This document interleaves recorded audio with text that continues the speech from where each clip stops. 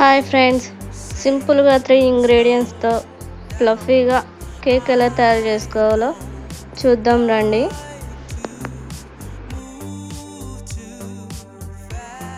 Welcome to ఏఏ wonders. ఇప్పుడు cake కావాల్సినవి చూద్దాం. ముందుగా 2 ఓరియో బిస్కెట్ ప్యాకెట్స్ని తీసుకోండి. తీసుకున్న బిస్కెట్స్ని చిన్న చిన్న పీసెస్గా చేసుకోండి.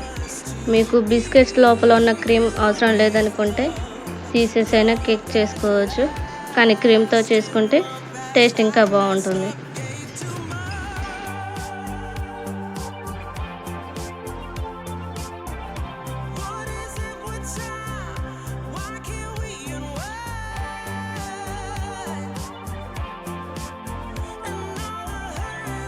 ఇప్పుడు ఈ పీసెస్ అన్నిటిని ఒక మిక్సీ జార్లో వేసుకొని అంతా ఫైన్ పౌడర్ లాగా చేసుకోవాలి.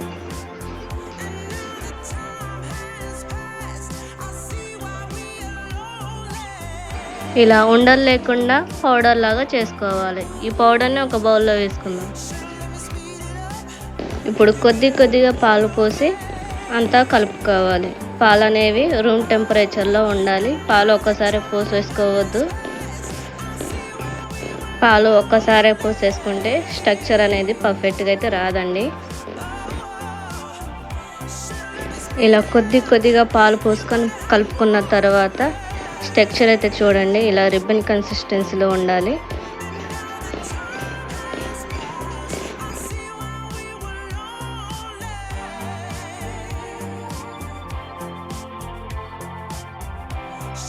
స్ట్రక్చర్ ఇలా వచ్చిన తర్వాత ఇందులోనే 1 స్పూన్ ఈనో 1 స్పూన్ పాలు వేసి అంతా కలుపుకోవాలి.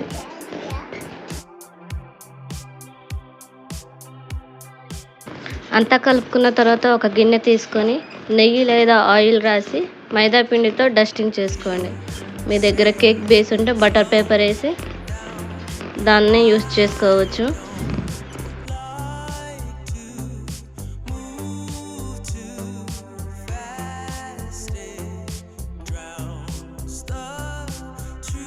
ఇప్పుడు ఈ గిన్నెలో ముందు చేసి పెట్టుకున్న కేక్ మిశ్రమాన్ని మొత్తం ఇందులో వేసుకోండి. గిన్నెని 2 సార్లు ఇలా ట్యాప్ చేయండి. కేక్ మిశ్రమంలో ఏమైనా బబుల్స్ ఉంటే పోతాయి. ముందుగానే ప్రీ హీట్ చేసి పెట్టుకున్న గిన్నెలో ఈ బౌల్ని పెట్టి మూత పెట్టేసి 30 నుండి 35 నిమిషాల పాటు చిన్న మంటపై ఉడికించండి. 35 నిమిషాల తర్వాత చాక్ లేదా టూత్ పికల్తో ఇలా గుచ్చి చూస్తే నీట్గా వస్తే కేక్ అయితే రెడీ అయినట్టేనండి. లేదంటే మిశ్రమం ఏమైనా అంటుకుంటే ఇంకా అది ఉడకలేదని అర్థం. కేక్ చల్లారిన తర్వాత ఒకసారి చాకుతో ఇలా చుట్టూ అనుకొని ఒక గిన్నెలో వేసుకుంటే కేక్ అయితే రెడీ అండి.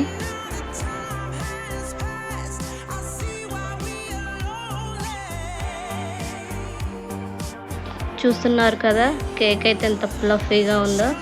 ఇలాంటి రెసిపీస్ కావాలనుకుంటే మన ఏఏ వండర్స్ యూట్యూబ్ ఛానల్ని సబ్స్క్రైబ్ చేసుకోండి, లైక్ చేయండి, షేర్ చేయండి, కామెంట్ చేయండి.